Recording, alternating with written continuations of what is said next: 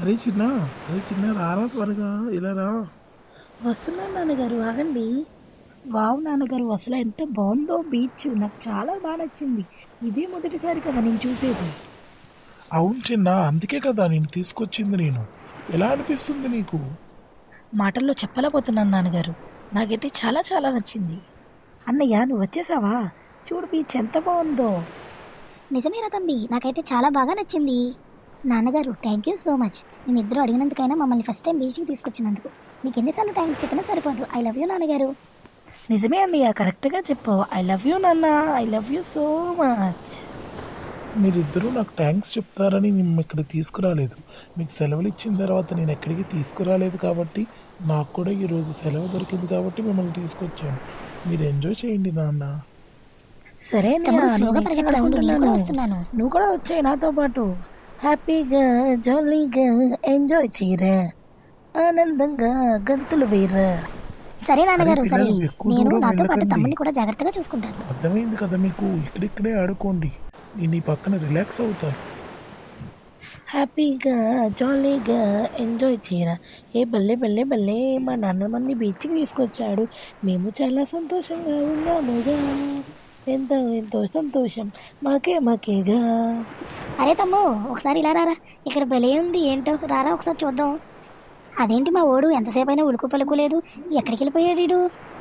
అరే తమ్ముడు ఎక్కడున్నావురా? ఇక్కడెక్కడ కనిపించట్లేదు నువ్వు. అరే చిన్న, అరే చిన్న, అరే చిన్న, అక్కడేం చేస్తున్నావురా? ఇలా రారా చిన్న, పడుకున్నావేంట్రా నీటిలో? చిన్న, నీకేం కాదు, నేను కాపాడుతాను నిన్ను, నువ్వేం భయపడకు. చిన్న చిన్న, నీకేం కాలేదు కదరా? అరే చిన్న, కళ్ళు తెరవరా. ఒరే చిన్న లేరా, ఒరే చిన్న లేగరా లేగరా. ఏంటి చిన్న, నీకు అసలు బుద్ధి ఉందా లేదా? నీటి మీద పడుకుంటున్నావు ఏంట్రా, బుద్ధి లేని ఎదవా.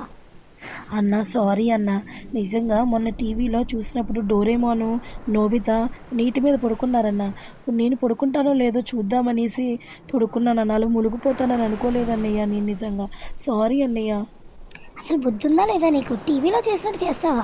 టీవీలో అనేది అది ఒక మన కాలక్షేపానికి మాత్రమే జరుగుతుందిరా. అలా టీవీలో జరిగినవన్నీ నిజంగా జరగాలంటే అది చాలా కష్టం.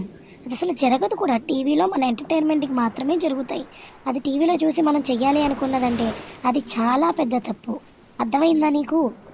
సారీ అన్నయ్య, ఇంకెప్పుడు అలా చెయ్యను నేను. నాకు నిజంగా బుద్ధి వచ్చిందన్నయ్య అప్పుడు. ఏంటి పిల్లలు, ఏంటి ఇందాక నుంచి అరుపులేంటి, కేకలేంటి? ఏమైందిరా పెద్ద? అరే చిన్న, ఏమైందిరా చెప్పండిరా. అది అది నాన్నగారు. అయ్యో నాన్న, అదేమీ లేదు నాన్నగారు.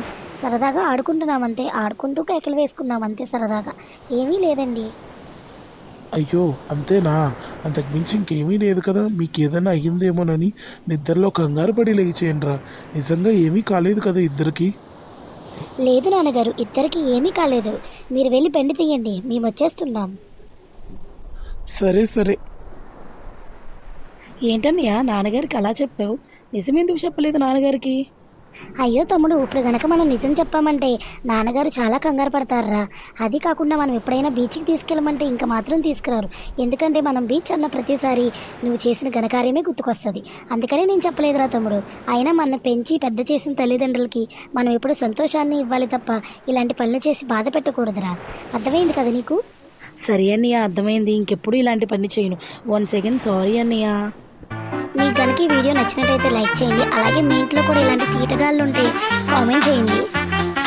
అలాగే సబ్స్క్రైబ్ చేయడం కూడా మర్చిపోకండి. ప్లీజ్ సబ్స్క్రైబ్ చేయండి.